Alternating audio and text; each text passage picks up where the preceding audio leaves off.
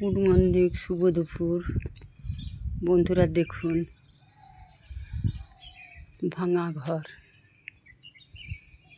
এই ঘরটি প্রকারান্তে থাকা হয়। এটি শ্বশুরের আমলের ঘর, এতেই থাকা হয়, কিন্তু করার কিছু নাই। ঘরটাই ভাঙা। ভিতরটা এমনইভাবে একদিন ঘরের ভিতরে শুয়েছিলাম, অন্ধকার দেখাবার নয়, ছাদটাও ভেঙে পড়ল। তো আপনাদেরকে দেখাবো। আমি ছাদে আছি, যত জামা কাপড় মিলেছিলাম সেসব তুলেছি ছাদ থেকে। পাশাপাশি লোকের বাড়ি ফাড়ি আছে, দেখুন না।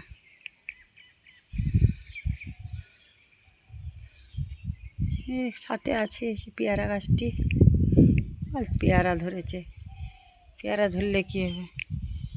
পেয়ারা অগাধ পেয়ারা, পেয়ারাগুলো নে সব পোকাই সব নষ্ট করে দিয়েছে। অগাধ পোকাই সব, দেখুন না।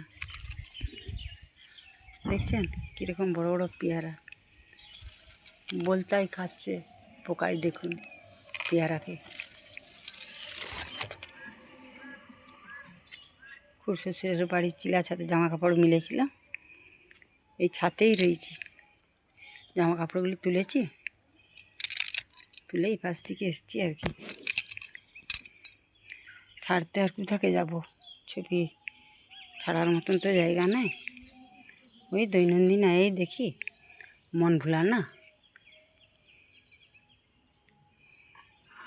দেখুন না, রাতেই থাকি।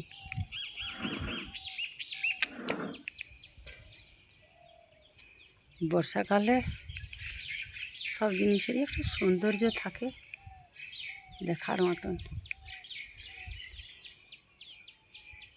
এখন এই জামা কাপড় এখন দুটো আছে, মিলে রেখেছি। এগুলো নিয়ে তুলে নিয়ে যাব ঘরকে। দেখবেন ভাঙা ঘরের যেখানটা থাকি সেখানটা ভিতরটা যে দেখাচ্ছি আপনাদেরকে, দেখলে আপনাদেরকেও ভয় লাগবে। আপনাদেরকে যে দেখাচ্ছি, দাঁড়ান দেখাবো। আমি তুলে নিয়ে যেয়ে আপনাদেরকে দেখাবো।